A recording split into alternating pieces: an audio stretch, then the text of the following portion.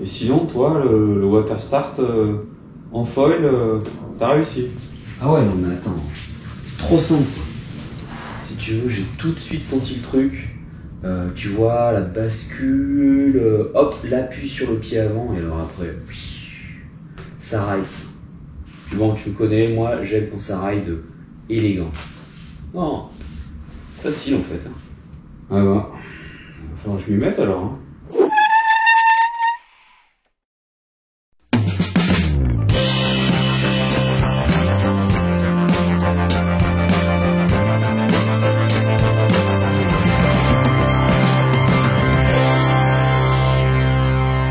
Bon, si certains d'entre vous ont réussi à rider élégamment dès les premiers essais, pour ma part, le bilan de ces sessions 5, 6 et 7, c'est que je ne suis définitivement pas doué pour le foil. C'est parti pour la 5e session, cette fois j'ai pensé à monter un avion complet sur mon foil, où ça va. Le vent est orienté on, autour de 15 nœuds en moyenne, j'ai décollé ma neige pivot 9 mètres carrés, et je m'éloigne du bord en nage tracté, le cœur plein d'espoir. voilà, je vais bien bouger mon kite. Voilà, je vais prendre de la vitesse.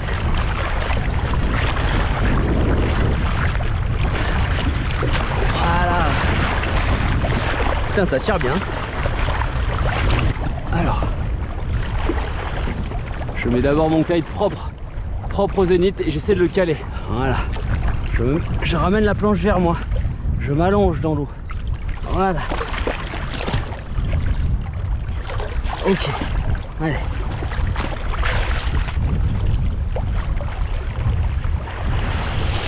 Voilà. On m'avait dit tu verras, en foil, on a l'impression de voler. C'est furtif quand même, hein. Bon alors, qu'est-ce qui s'est passé?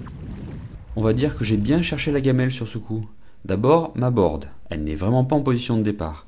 L'avion est déjà dans l'eau, bon à la limite ça c'est rattrapable. Par contre, au niveau de l'orientation, elle n'est absolument pas perpendiculaire au vent. Ensuite, ma position. J'ai bien pensé à avancer mon pied arrière par rapport au mât, ok, ça c'est une bonne idée pour ne pas se faire catapulter, mais on voit bien que mon bassin est reculé vers ma jambe arrière au lieu d'être équilibré sur mes deux jambes. Moralité, je ne suis pas complètement en opposition à la traction pour le water start. Quand je démarre la manœuvre, mon kite est déjà en avant. Ma board n'étant pas en opposition, elle glisse tout naturellement sous le vent. Je prends de la vitesse, en prenant bien soin de laisser mon poids sur le pied arrière histoire de m'offrir une jolie catapulte. Mon centre de gravité passe par-dessus l'axe du foil, c'est le point de non-retour. Le foil a emmagasiné suffisamment d'énergie pour me la renvoyer, et tout le monde s'envole. Mais c'est pareil. L'avantage, c'est que le foil redescend tout seul sous le vent. Ah, raté. Parfois un peu trop vite, et il faut même lui courir après. C'est amusant, hein? Bon, je peux l'avouer, au meilleur de cette session, j'ai tout juste réussi à tenir debout quelques merveilleuses secondes. Au final, j'ai passé la plus grande partie de mon temps en nage tracté, dans un sens, dans l'autre, un essai, plein d'essais. Ah, une baffe. Pensez à mettre le casque, hein. J'ai aussi essayé le tricot. C'est pas mal. Le foil adore se vautrer dans les lignes. Bon allez, retour à pied. 6e session, j'ai changé de matos. J'ai enfin trouvé un setup me permettant de naviguer sur l'étending grill, qui est certes peu profond, mais qui a l'avantage de ne pas être très loin de chez moi. J'ai donc une board du shaper local Kaku, super sympa, assez courte, en 124 cm, montée sur un foil F1 IC6 V3 avec un mât de 65 cm. C'est parti. Au moment où je pars, il y a une douzaine de nœuds, donc je suis impeccable avec ma 12 mètres carrés Nesh Ride, et tout de suite les premières impressions en nage tracté. Ouais, bien le nage tracté. Ça me permet quand même de pas mal m'éloigner. Je sens que la board est bien directive. Donc on va essayer de se mettre comme ça, de mettre le pied avant. Voilà, je sors mon aile. La board est assez facile à chausser pour me mettre en position de water start. Par contre, il va falloir envoyer un petit peu moins fort peut-être. Quelques tâtonnements, bien sûr. Alors même si ça ne saute pas aux yeux directement, là, j'ai l'impression de commencer à ressentir la bascule du water start et la glisse juste derrière en appui sur le pied avant. Pas évident, hein.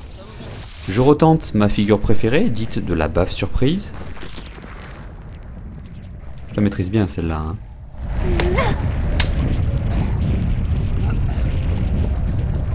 Voilà pourquoi il faut une casque. Et je finis par faire une paire de tout petits bords dans le soleil couchant. C'est pas magnifique ça?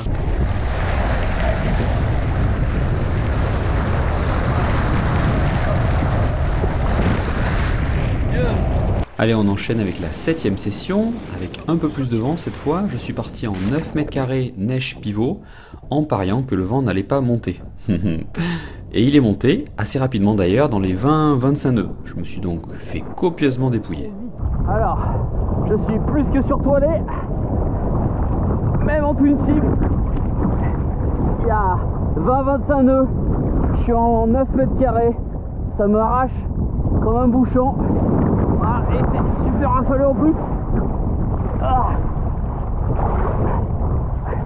Allez, on se place, on l'envoie. Le kite répond pas du tout là. Bien entendu, avec le trim à fond, le kite ne répond plus aux commandes de la barre. Bref, je suis en mode survie. Ça marche pas, ça sert à rien.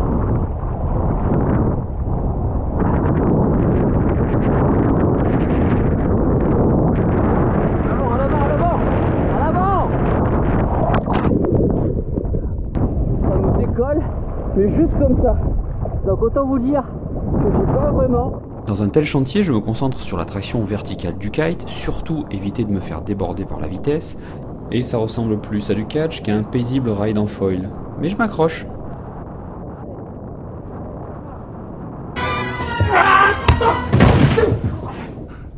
J'aime me battre. Bon, c'était un résumé de ces 3 sessions laborieuses. Chaque session est l'occasion d'apprendre un truc. Ne manquez pas les prochains épisodes dans lesquels je vais enfin réussir à naviguer à plat et même voler un petit peu. Je vous rappelle que le meilleur moyen de ne pas rater la publication de la prochaine vidéo, c'est d'être abonné.